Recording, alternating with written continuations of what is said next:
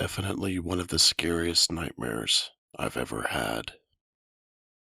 This one was on top of two other dreams I awoke from. Like Inception, those were creepy and this was a terrifying one, but this is what I can remember. I'm in a city near a forest looking for someone. As I walk around seeing things and talking to people, I'm switching to a dark industrial place with a lot of fans and I'm on a catwalk. There's an old man in front of me, and apparently we're supposed to be friends. I tell him something terrible is happening. Then I switch to the forest. I'm on a dirt road, and there are some boys in front of me. I notice my hands are dirty and I have some kind of band on my right arm, but I can't clearly see what it is. Then I'm in the industrial place, and my friend is acting very casual and slightly mean when he responds. His words are unclear, even in the dream, but next I'm suddenly shocked. The old man is behind whatever is happening, and then we're walking along the catwalk until we see a young girl on the level below us. She's jittering around and screaming in a terrifying way, and we're just staring at her. I'm in the forest again, and the girl is there, and I reach out and try to grab her. The boys stop me, one of them pulling a gun. I distinctly remember it being a wooden and golden revolver. I lurk at them as though I can't move right, but I don't feel anything.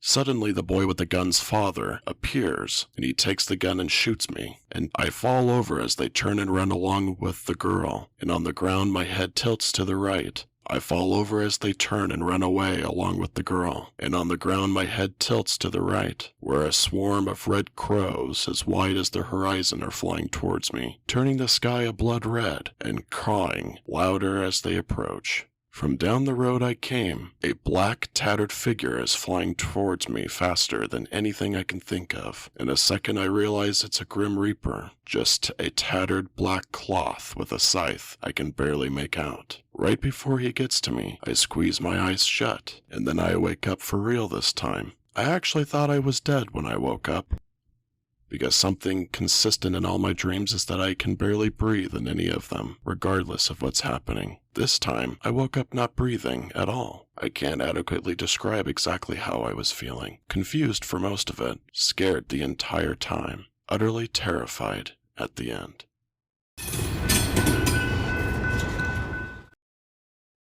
My recurring nightmare. Sometimes, usually only when I am severely depressed, heartbroken, or grieving. I have one specific nightmare. I've had it a few times.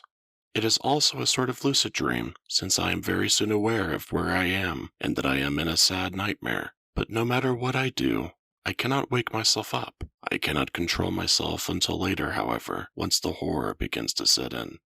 Sometimes it begins either with my family, father, mother, grandmother, sometimes my wife, and I all pulling up to this several-story, run-down, abandoned-looking hotel. Other times, it begins with us already in the lobby. The hotel is tall and ominous, and always sends a chill down my spine when I see or think of it. The lobby is empty, but not as run-down as the rest of the place. We decide to split up, looking for someone to help us get checked in, I think, because that's totally the smart thing to do, and always works out every time in these situations. Regardless, I find myself taking an elevator. I'm always drawn to the elevators. It is my fate to get on one.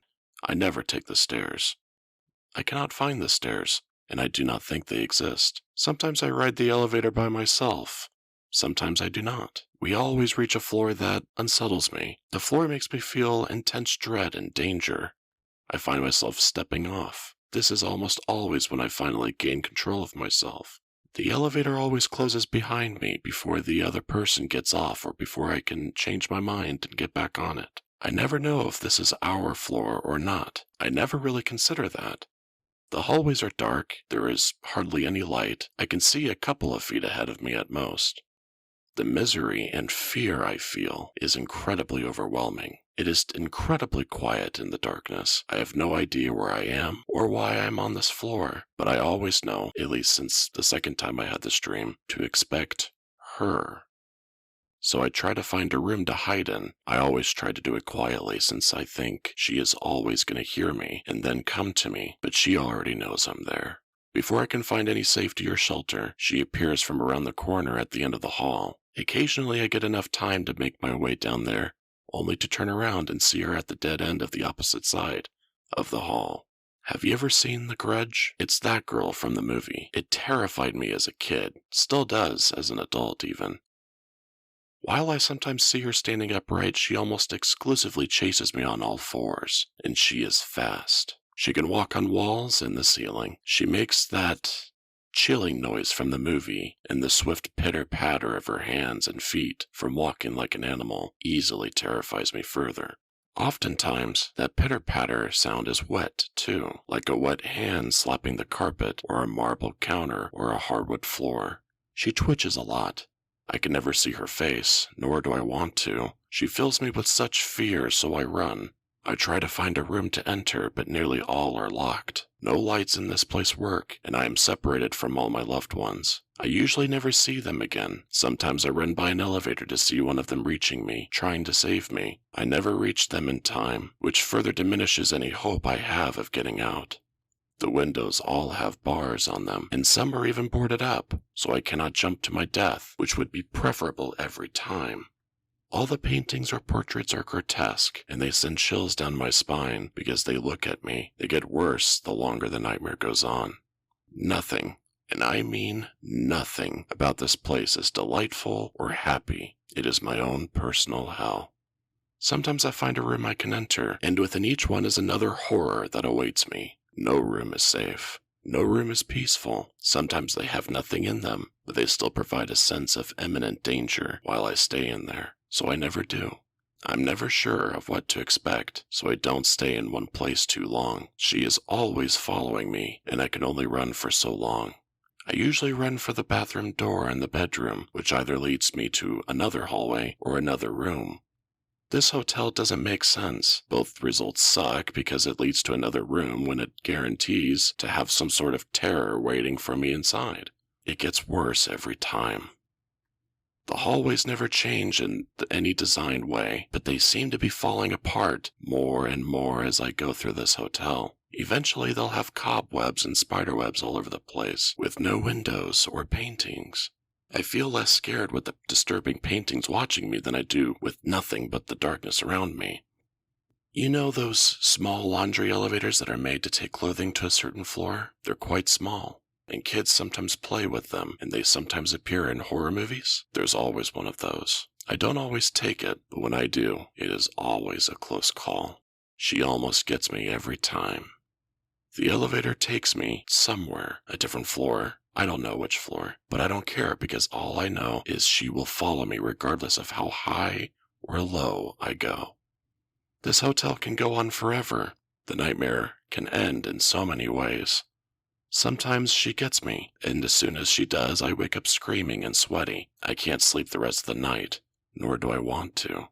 Sometimes I run into something else, just as terrifying or scary in a room, or even in the halls. The sudden fear sometimes wakes me up, still drenched in sweat, always unable to sleep.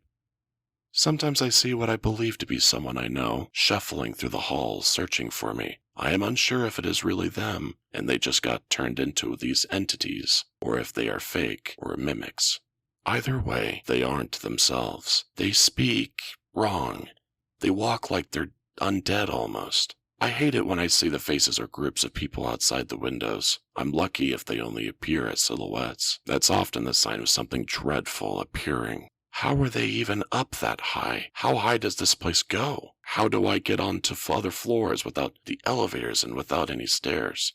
If I get high or deep enough, my worst nightmare appears. What I consider to be an amalgamation of every quality of every horror movie I've seen and story I've read into one. A tall, lanky figure that barely seems to fit in the hallways slowly appears from around the corner. Their face is similar to that of a thinning and decaying old man, with beady eyes that seem to glow white in the vast darkness. His mouth is open, far more than any mouth should be, as if it had been stretched and just stayed that way permanently. His hands are long and claw-like, and he is impossibly thin. He looks a lot like the creature from Grave Encounters. I am always frozen when I see him. Every step he takes towards me cripples me further until his face is right before mine. And then I wake up, with that deepest of fear still coursing through every fiber of my being. My eyes are wet, and I am still cowering. and I cannot get the image of him or her out of my mind.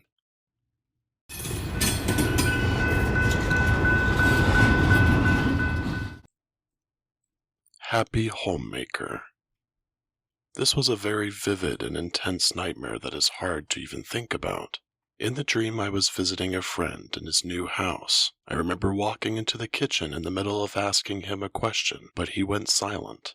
I realized that this was not the same kitchen I had walked into anymore. I also realized that something was standing to my right.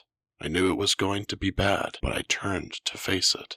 I guess I had no idea what bad was. She was wearing a period dress from the 1950s. It was a threadbare and faded. Clumps of her auburn hair were missing. She had torn these out. And the face, it was contorted in rage and pain. The woman let out a banshee wail and was on me, slashing with her fingernails. Even worse than the attack was the mental connection that assaulted my mind. The woman in life suffered from mental illness that crept up on her and consumed her over the course of years. Instead of any help from friends or family, she was locked away and left to rot. She had ultimately starved to death. What was left of her spirit was a rabid animal. As I tried to deflect the blow, suddenly I found myself on my back inside the kitchen. It had returned to its normal state. My friend was just standing over me and told me that I had just passed out in there all of a sudden, and he'd rushed to discover me on the floor. So I had had a dream inside a dream. Oh God, she was terrible. Both inside and out, there was nothing but screaming.